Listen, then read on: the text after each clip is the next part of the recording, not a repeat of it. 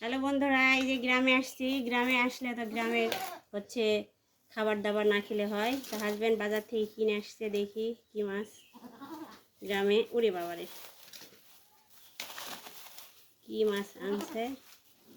গ্রামে আসলে ও হচ্ছে এই ধরনের মাছ খুব পছন্দ করে, একদম হচ্ছে পুকুরের মাছ। দেখি বিসমিল্লাহ, কি মাছ দেখেন দেখি। এই যে কই মাছ গ্রামের, উড়ে বাবারে।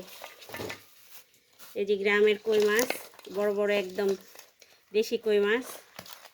হচ্ছে ঢাকারগুলো তো বিদেশি হয়, আর এটা তো দেশি।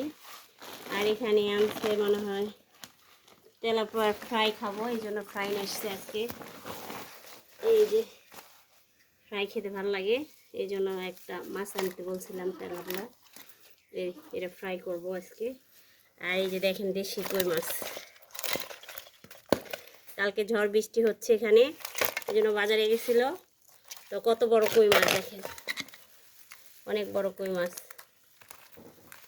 তো ভাবলাম আপনাদের সঙ্গে শেয়ার করি। এই যে লাল দেশি একদম পাকা কই মাছ। তো সবার দাওয়াত রইল আপুর বাসায় কই মাছের, হচ্ছে সবাই চলে আসবেন।